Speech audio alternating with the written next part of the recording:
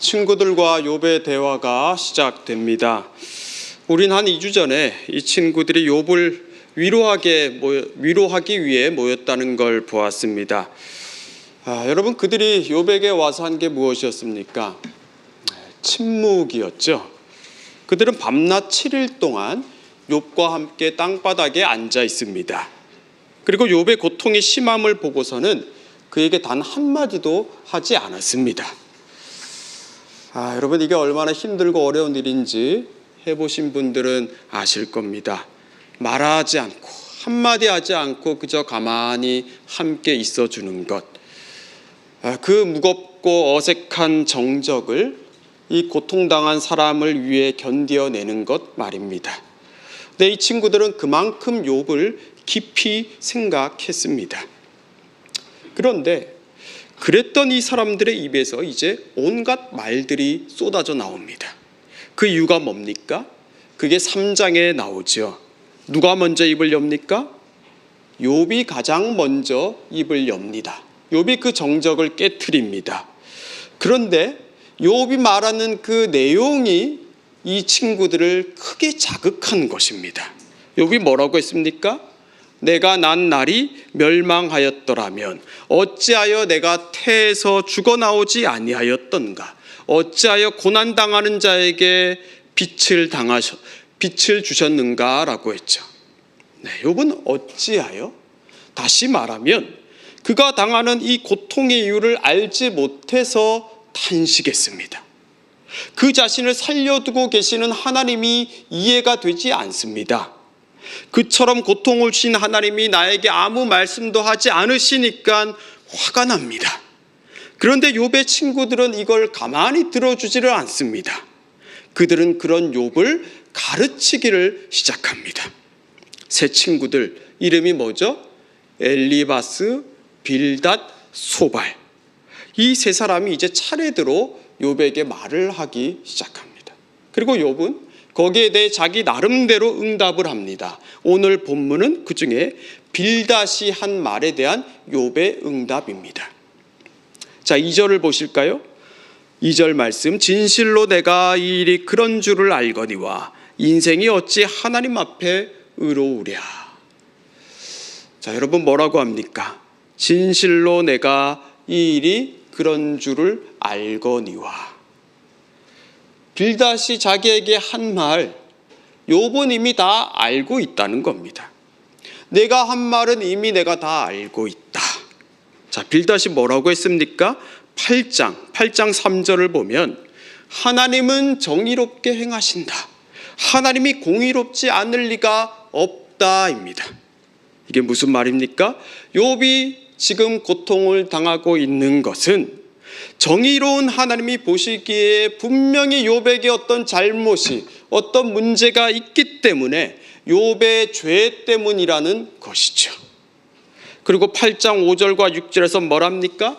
네가 만일 하나님을 찾으며 전능하신 이에게 간구하고 청결하고 정직하면 반드시 너를 돌보시고 평안하게 하실 것이다 입니다. 여러분, 이건 무슨 말입니까? 욥이 지금 이와 같은 고통을 겪고 있는 것은 욥이 하나님을 찾지 않았기 때문이고, 하나님을 의지하지 않아서 또 하나님께 거짓을 행했기 때문이라는 것입니다. 그러면서 나름의 해결책도 제시합니다. 네가 하나님을 지금이라도 찾고 하나님께 간구하면 비록 지금은 힘들지만 평안을 주실 것이라고 하죠. 내 시작은 미약하였으나 내 나중은 심히 창대하리라. 어디서 많이 보셨죠? 이제 막 사업을 시작한 사장님들이 제일 좋아하는 말입니다. 여러분 어떻습니까?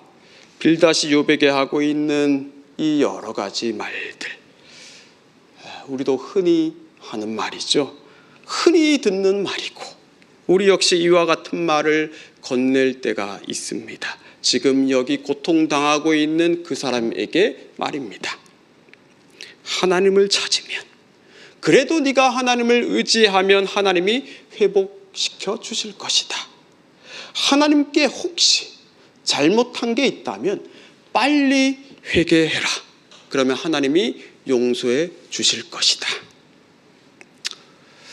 그러나 욥에게는 이 말들이 하나도 들어오지 않습니다. 왜 그렇습니까? 욥에게 문제가 있어서 지금 이와 같은 고통을 당하고 있는 게 아니기 때문이죠. 우리는 그걸 1장과 2장에서 이미 다 확인했습니다. 여러분 다 기억하시죠? 1장과 2장에 나와 있는 게 바로 그겁니다. 하나님이 욥을 가리켜 뭐라고 하셨습니까? 그와 같이 온전하고 정직하여 하나님을 경외하며 악에서 떠난 자는 세상에 없다고 말씀하신 걸 우리는 잊어서는 안 됩니다. 욥기는 처음부터 욥에게 문제가 있어서, 그래서 이렇게 욥이 하나님께 얻어 터지고 있다라는 것은 틀렸다는 걸 분명히 하고 시작하고 있는 거예요. 이 친구들이 아무리 지금 그럴듯하게 말해도 말입니다. 그럼 지금 욥에게 문제가 되는 건 뭡니까? 그건 바로 내가 당하고 있는 이 끔찍한 고통의 이유를 내가 도무지 모르겠다는 것이고, 특히 이 9장에서 보여지는 것은 그렇게 이유를 모른 채 고난당하는 사람에 대해서 하나님이 무심하시다. 하나님은 사람이 무슨 일을 당하든 크게 신경 쓰지 않는다는 것입니다. 욥을 좌절시키고 욥을 힘들게 하는 건 바로 이것입니다. 절대 주권을 갖고 계신 하나님이 지금 무자비하게, 무분별하게 그 힘을 휘두르고 있다는 거예요. 그래서 욥은 절망하며 이렇게 절규합니다. 인생이 어찌 하나님 앞에 의로우랴. 억울하게 당해도, 이유 없이 고통을 겪고도 저 무시무시한 힘을 갖고 계신 하나님 앞에서 우리 인생이 할 수 있는 건 하나도 없다는 거죠. 하나님이니까, 어차피 하나님이 하시는 일이니까, 절대 주권자 하나님 마음이니까 우리 한갓 인생이 항변을 해도 소리를 질러도 하나님에게는 하나도 먹히지 않는다는 겁니다. 자, 32절을 보실까요? 32절. 하나님은 나처럼 사람이 아니신즉. 우리 같이 한번 읽어보겠습니다. 하나님은 나처럼 사람이 아니신즉 내가 그에게 대답할 수 없으며 함께 들어가 재판을 할 수도 없고. 욥은 잘 알고 있습니다. 하나님과 내가 다르다는 걸. 하나님의 주권과 그분의 자유에 비하면 내가 가지고 있는 힘과 자유는 너무도 미약하다는 걸 욥은 잘 알고 있어요. 감히 비교 대상이 아니라는 걸 알고 있죠. 체급 차이가 엄청나다는 걸, 그 앞에는 감히 설 수 없다는 걸 욥은 너무도 잘 알고 있습니다. 여러분, 이런 걸 신학적으로 이렇게 부릅니다. 하나님과 인간 사이에 무한한 질적 차이, 창조주와 피조물 사이에 무한한 질적 차이라고 합니다. 혹은 이걸 다른 말로는 유한은 무한을 이해할 수 없다. 유한은 무한을 결코 수용하지 못한다입니다.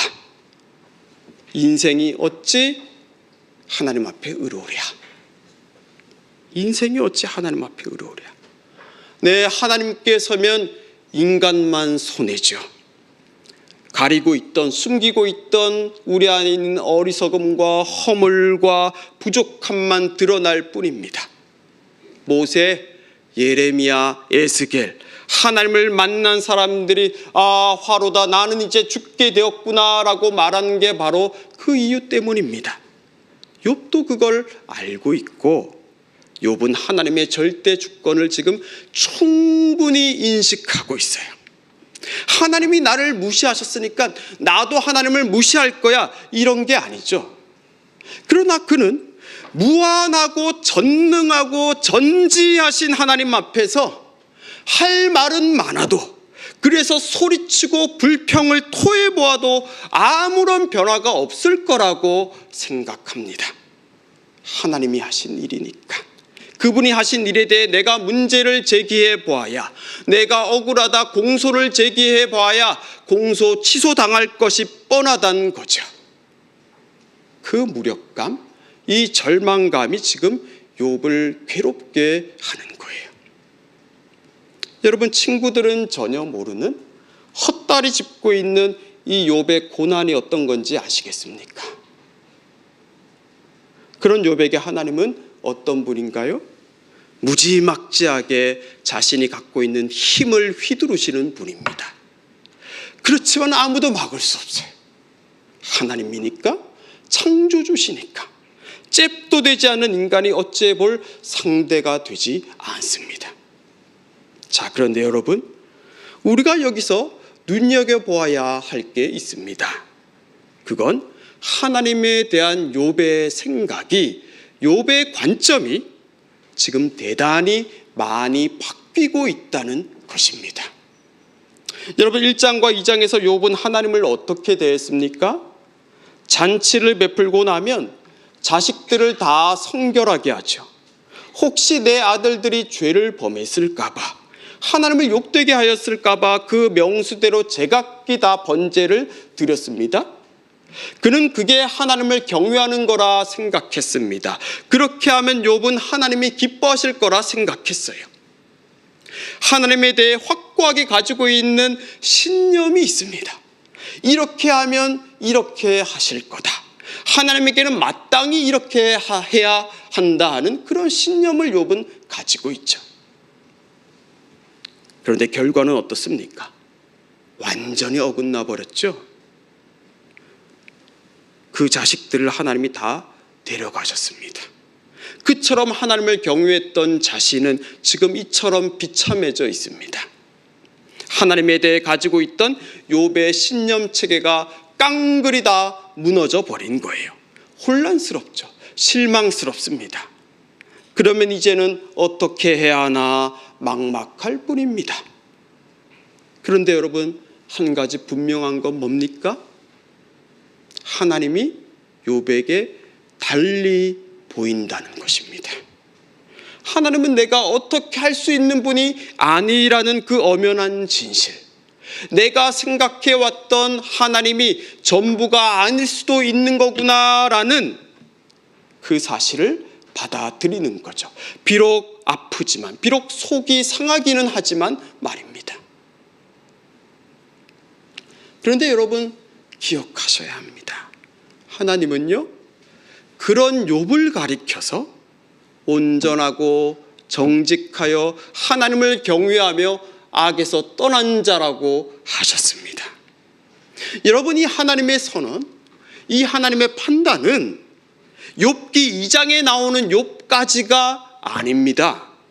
3장 이후에, 그러니까 만신창이가 되어서 귀에 거슬리는 말을 쏟아내고 있는 욥도 그 안에 포함됩니다. 하나님은 사탄이 욥을 치면 욥은 끄떡없을 거라 생각하지 않으셨습니다. 하나님도 알고 계십니다. 욥이 고통스러워서 비명을 지를 것이고 하나님 자신을 향해 항변할 것도 하나님은 알고 계세요. 그런데도 하나님은 그런 욥을 가리켜서 욥은 나를 경외하고 있다, 욥은 온전하다라고 말씀하신 것이고, 그 경외함이라는 것이, 그 온전함이라는 것이 무엇인지를 보여주시려고 이 욥을 사탄에게 맡기신 것입니다. 여러분, 우리는 이걸 기억해야 합니다. 무슨 말인가요?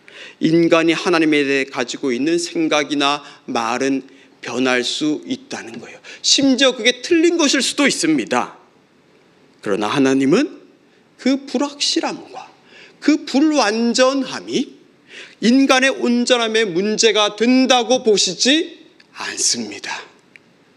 하나님은 우리에게, 특별히 고통당하고 있는 우리에게, 너는 내가 누구인지를, 내가 너에게 지금 행하고 있는 이 일이 어떤 것인지를, 내가 왜 지금 이 일을 너에게 행하고 있는지를 맞춰보라고 하시지 않습니다.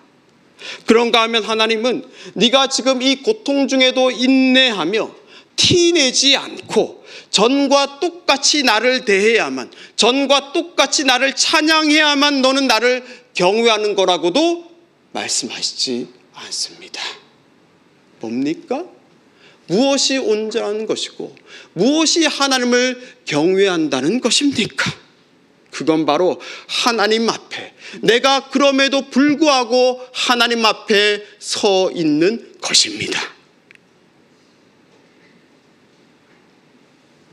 네, 하나님, 나는 이해할 수 없습니다.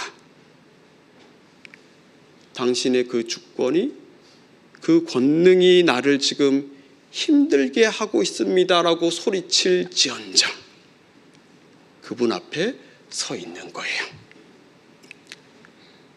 나는 당신의 통치를 믿고 있습니다. 당신의 그 통치하심이 지금 나를 무척 괴롭게 만듭니다라고 솔직하고 정직하게 하나님을 향해 소리치고 있는 그 사실 자체가 온전함과 경외함을 드러내주는 증거가 된다는 것입니다. 여러분, 이게 하나님의 관점입니다. 너무나 다르죠? 욥은 뭐라고 합니까? 인생이 어찌 하나님 앞에 의로우랴.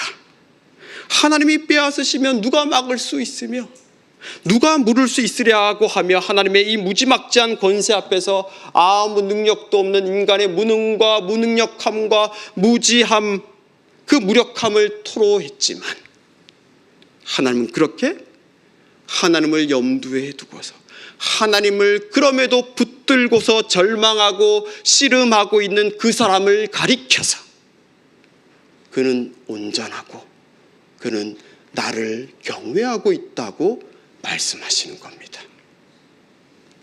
네, 우리는 욥이 틀렸다고, 욥이 하나님에 대해 오해했다고 비난할 수만은 없습니다. 욥의 입장에선 충분히 그렇게 말할 수 있기 때문이에요. 우린 다 어떻습니까? 각자의 경험 안에서 판단하고 행동하고 있지 않습니까? 이건 어찌할 수 없는 우리 모두가 갖고 있는 인간의 한계입니다. 흔히 뛰어난 선수는 뛰어난 감독이 될 수 없다고도 하죠. 감독이 됐는데 선수들이 영 아닌 거예요. 이해가 안 가는 거예요. 내가 선수일 때는 잘했는데 저놈들은 저것밖에 되지 않는 게 이해가 가지 않는 거죠. 다 자기의 경험의 한계 안에서 처음부터 벗어나지를 못하는 겁니다. 자기 한계 안에서 판단하고 그 안에서 오해하고 그 안에서 시행착오를 겪어가면서 조금씩 그 한계 범위를 넓혀갈 뿐이죠. 욥이 보기에는 하나님은 온전한 자나 악한 자나 똑같이 다 멸망시키는 분입니다. 무죄한 자의 절망도 비웃으시는 분이죠. 그래서 그는 이렇게 말할 수밖에 없는 거예요. 그는 뭐라고 결론을 내립니까? 자, 24절 우리 같이 읽겠습니다. 세상이 악인의 손에 넘어갔고 재판관의 얼굴도 가려졌나니 그렇게 되게 하니가 그가 아니시면 누구냐. 네, 그는 탄식합니다. 세상이 악인의 손에 넘어가 버렸구나. 그런데 그게 누가 하신 일입니까? 하나님이 하신 일이랍니다. 최고 주권자이신 하나님이 관여하시지 않고는 어떤 일도 일어나지 않기 때문이죠. 네, 맞습니다. 욥이 보기에는 하나님은 절대 주권을 갖고 계시지만 그걸 제 마음대로 휘두르시는 분이에요. 그래서 억울한 일을 만납니다. 그러나 하나님은 무죄한 자의 절망도 비웃으시는 것 같습니다. 세상이 악인의 손에 넘어간 것 같습니다. 그걸 하나님이 다 허용하신 것 같습니다. 무서운 얘기죠. 무시무시한 얘기입니다. 그러나 우리는 이런 욥의 절규와 한탄을 그저 틀린 얘기라고 비난할 수만은 없습니다. 인간과 하나님 사이의 그 무한한 질적 차이에 대해서 고통당하고 있는 사람이 가지는 생각과 그렇지 않은 사람이 가지고 있는 생각은 그야말로 천지 차이이기 때문입니다. 욥은 세 친구들과는 전혀 다른 세상 안에 지금 들어와 있는 겁니다. 사랑하는 성도 여러분, 우리는 때때로 욥과 같은 형편에 놓일 때가 있고 또 친구들과 같은 입장에 서 있을 때가 있습니다. 이것조차도 우리 스스로 선택할 수가 없습니다. 여기 욥이 토로하고 있는 것처럼 인생이 어찌 하나님 앞에 의로우랴. 하나님이 나처럼 사람이 아니신즉 내가 그에게 뭐라고 대답할 수 있으랴라고 한 것처럼 우린 따지고 보면 참 불쌍하고 연약한 사람들입니다. 시편에 어느 시인이 말한 것처럼 사람은 입김이고 인생은 속임수이고 인생은 풀과 같고 있던 자리도 알지 못합니다. 여기 인생이 어찌 하나님 앞에 의로우랴라고 했을 때 이 인생으로 번역된 히브리 단어 에노시가 바로 그걸 말합니다. 병약하다, 병에 걸린다, 유한하다, 쉽게 깨져버린다는 거예요. 그게 인생, 그게 인간이라는 거죠. 그게 바로 나란 사람입니다. 그처럼 나를 솔직하고 그처럼 우리를 정확하게 묘사해 주는 말이 어디 있습니까? 우린 다 에노스이죠. 우린 다 병들었잖아요. 또 결국 병들다 죽을 거잖아요. 병들지 않으려고 안간 힘을 써보죠. 돈을 벌어보고 약도 먹어보고 운동도 하고 그런데 어떻습니까? 저기서 바람 한 번 불면 픽 쓰러지는 것밖에 더합니까? 네, 지금 욥은 그걸 뼈저리게 경험하고 있습니다. 우리가 언젠가 경험했고 또 경험할 그것을 말입니다. 끔찍한 유한함이죠. 그래서 아담과 하와는 어떻게든 그걸 한번 넘어서 보려고 했던 것입니다. 그런데 여러분 기억하십시오. 하나님은 그런 연약한 우리 인생을 악인의 손에 넘어가도록 결코 놔두시지 않습니다. 우리의 그 한계가, 그 근본적인 유한함이 악의 뿌리가 되거나 아니면 그것이 우리를 절망의 늪으로 끌고 가게 두시지 않습니다. 하나님은 어떻게 하셨나요? 그 한계를 넘어섰냐 그렇지 않느냐 우리에게 테스트하십니까? 이 고난을 네가 끝까지 인내하고 참으면, 그걸 잘 통과해내면 너희는 마침내 성숙해서 더 이상 이런 환난을 당하지 않을 거라고 하셨습니까? 아니요. 하나님은 우리에게 네가 뭔가를 좀 해보라고 하시지 않습니다. 우리가 그걸 뛰어넘으라고 하시지 않아요. 어떻게 하셨습니까? 하나님이 인간이 되셨습니다.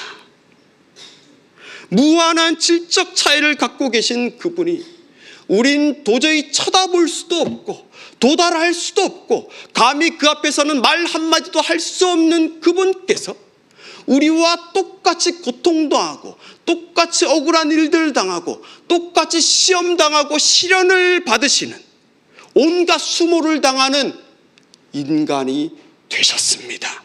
여러분, 이게 성육신, 이게 예수 그리스도예요. 인생이 어찌 하나님 앞에 의로우랴. 사람이 하나님께 변론하기를 좋아할지라도 천마디에 한마디도 대답하지 못하리라. 네, 그렇습니다. 저와 여러분 하나님 앞에서 의롭지 않습니다. 그분 앞에서 벌벌 떨면서 한마디도 대답하지 못할 거예요. 그런데 하나님이 그와 같은 인간이 되셨습니다. 그리고 스스로 죄인이 되셨습니다. 의롭지 못한 인간이 되셨습니다. 가장 수치스러운 인간, 쳐다보기도 싫은, 저주받은 인생이 되셨지요. 그게 십자가입니다. 여러분, 왜 그러셨을까요? 왜 하나님은 그 일을 버리셨을까요? 더 이상 우리 입에서 하나님은 나처럼 사람이 아니신즉 내가 그에게 대답할 수 없다는 말이 나오지 않게 하시기 위해서입니다. 하나님은 나와 같은 사람이 아니시니까 나를 이해할 수 없을 거야. 나와는 무관해. 그분의 전지전능하심은 나와는 아무 상관이 없는 것이야 라는 말이 나오지 않게 하시려고 그분은 그 일을 행하신 거예요. 우리에게 뭔가 하라고 하시지 않았습니다. 그저 하나님은 우리에게 말씀하십니다.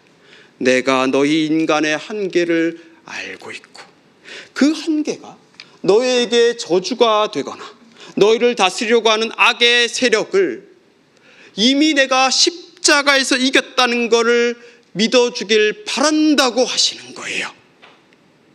네, 우리에게 필요한 것은 바로 그와 같이 그리스도 예수 안에 있는 속량하심, 하나님의 이 말로 다할 수 없는 그 은혜로 내가 값없이 의롭다 하심을 얻은 자가 되었다는 것을 믿는 것입니다. 그 일이, 그 십자가에서의 일이 여기 지금 바로 나를 위한 하나님이 이루신 일이었다는 걸 내가 받아들이는 것이에요. 단지 입김일 뿐인 인생, 병들다가 죽어버릴 인생이지만 그 병듦이, 그 죽음이 우리를 비참하고 우리를 가치 없게 만드는 것이 아니라는 걸, 내가 이미 그리스도로 옷 입었다는 것을 신뢰하는 것, 내가 하나님의 자녀가 되었다는 것을 고백하는 것, 내가 나를 향한 하나님의 사랑을 그 어떤 것도 끊을 수 없다는 것을, 그 어떤 무시무시한 힘과 권세도 죽음까지도 끊을 수 없으며 이 의롭지 않은 인간이 그럼에도 하나님을 가리켜 아바, 아버지라고 부를 수 있게 되었다는 것을 감사함으로 고백하며 나아가는 것. 하나님은 우리에게 그것 하나 바라시는 것입니다. 바로 그 믿음이 우리를 의롭게 한다는 것이 하나님의 선포이고 하나님의 약속이지 않습니까? 사랑하는 성도 여러분, 우리가 그처럼 우리와 같은 사람이 되신 하나님을 바라보기를 원합니다. 하나님의 이 절대 주권은 무자비한 칼이 아닙니다. 하나님은 악의 손에 우리를 결코 넘겨주시지 않습니다. 우리는 사탄이 알지 못하고 사탄도 보지 못하는 정의와 사랑이 충만한 그 하나님의 손 안에 있다는 것을 믿으실 수 있기를 바랍니다. 아들을 내어주시고 우리를 아들로 삼아주신 분께서 어떻게 그 얼굴을 우리 앞에서 가리시겠습니까? 인생이 어찌 하나님 앞에 의로우랴? 네, 맞습니다. 그러나 놀랍게도 그 의롭지 않은 우리를 위해서 의로우신 분이 죽으셨습니다. 그럼으로써 저와 여러분은 의롭게 되었습니다. 이 놀라운 은혜를, 이 이해할 수 없는 고통만큼 이해할 수 없는, 그러나 지금 이 순간도 우리에게 힘이 되고 있는 이 하나님의 은혜를 신뢰합시다. 그런 우리를 가리켜서 하나님은 네가 그럼에도 나를 경외하는구나, 너는 참으로 온전한 사람이라고 말씀해 주실 것입니다. 기도하겠습니다. 아버지 하나님, 사람이 무엇이기에 주님은 우리를 알아주시고 인생이 무엇이기에 주님은 우리를 생각하십니까?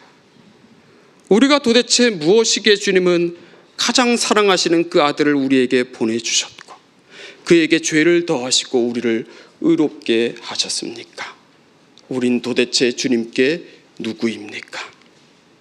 지금 당장 다 이해가 가지 않는 고통을 당하고 있다 해도 그 고통 속으로 들어오셔서 우리를 악으로부터 지키실 뿐 아니라 악과 싸워 승리하신 하나님의 손안에 있다는 걸 우리가 굳게 신뢰하게 해주십시오.